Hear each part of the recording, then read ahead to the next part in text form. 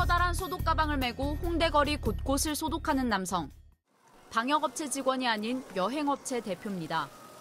지난달부터 방역 아르바이트를 하며 생계를 이어가고 있습니다. 그 대형 여행사들 직원들은 고용유지 지원금이라고 해갖고 주고는 있는데 지금 보다시피 여기 있는 우리 여기 사장들은 다 중소 여행사들 뭐 1인 기업이나 그러니까 코로나 이후에 뭐 한두 직원이 있던 거 다 내보내고 지금 1인 기업이나 아니면 부부가 해놓은 그런 여행사다 보니까 뭐 혜택 받은 게 없어요. 보면 임계점에 와 있다고 보시면 돼요. 지난 1월 한국여행업협회가 발표한 조사 결과를 보면 코로나19 사태 이후 국내 여행업체 16,000여 곳의 매출액은 83.7% 줄었습니다. 20년 넘게 여행업을 해온 권 대표도 2년째 수입이 거의 없습니다. 그러나 집합금지나 영업시간 제한 업종이 아니란 이유로 손실보상법 적용 대상에선 제외됐습니다.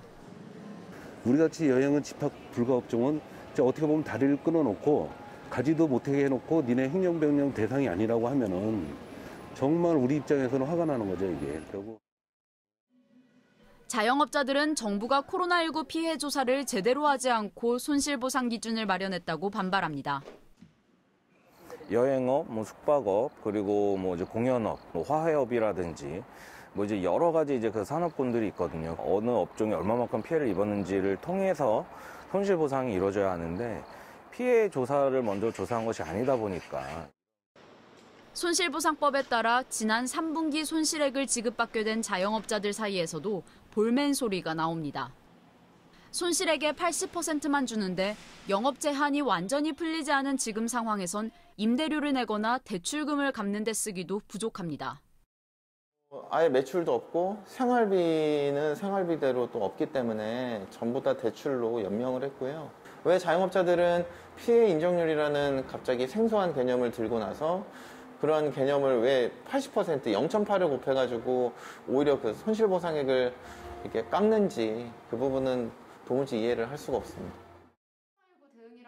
전문가들은 독일처럼 업종 구분을 하지 않거나 영국처럼 영세한 모든 기업의 손실액을 지원한 예를 듭니다.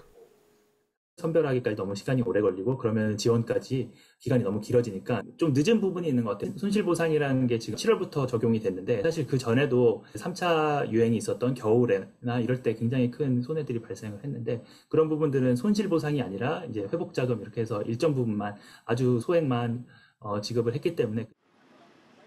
위드 코로나. 자영업자들에겐 아직 와닿지 않는 꿈 같은 이야기입니다. 자영업자의 생명은 이제 결국에는 영업시간이에요. 이 영업시간에 대한 확대, 24시간 영업시간 허용을 저희는 가장 간절히 바라고 있고요. 좀 세심한 배려를 해라, 이거. 많이 도와주십시오, 저희. 진짜 어렵습니다.